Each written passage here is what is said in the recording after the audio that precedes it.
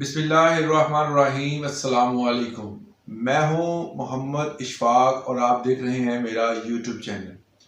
आज हमने जो टॉपिक और जो इन्फॉर्मेशन आपके साथ शेयर करनी है वो है कि ख़वातीन के लिए विरासत में हिस्सा लेने का तरीक़ाकार क्या है।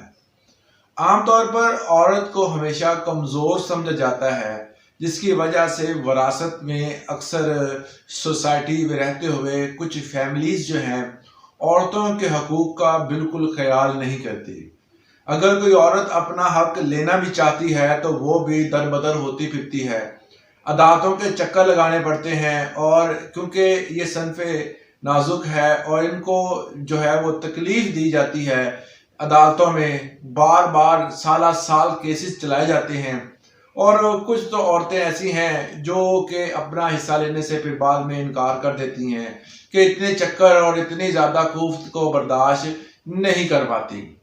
तो ख़वातीन के लिए विरासत में हिस्सा लेने का आसान तरीका जो है वो पंजाब हुकूमत ने इस हवाले से एक बहुत अहसन इक़दाम किया है।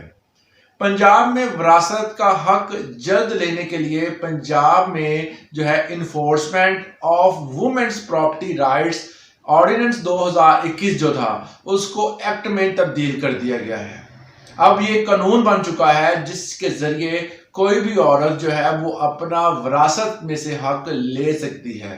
जो हमें शरई तौर पर जो है हक मिलना चाहिए औरत को, उसका हक जो है वो दिलवाने के लिए एक ऑर्डिनेंस को कानून में बदल दिया गया है।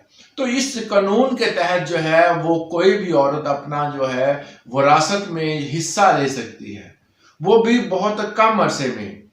मुस्कुरा वाला कानून के तहत विरासत में हिस्सा ना मिलने पर ख़वातीन खतून मोतसब को पंजाब में दरख्वास्त दे सकती हैं।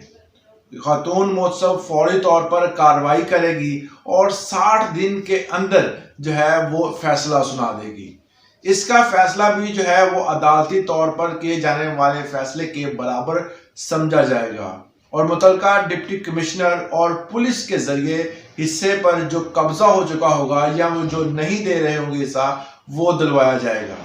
इसके अलावा कब्जा शुदा जायदाद अगर किसी की मलकियत है और वो उसे नहीं दे रहा तो उसको उसकी मलकियत दिलवाई जाएगी और जितना अरसा उसके पास वो जगह रही, जो प्रॉपर्टी रही और उसको वो इस्तेमाल करता रहा, उस हवाले से अगर वो बंदा जो है वो किराया नहीं देता तो वो भी किराया जो है वो कानूनी तौर पर उसे दिलवाया जाएगा।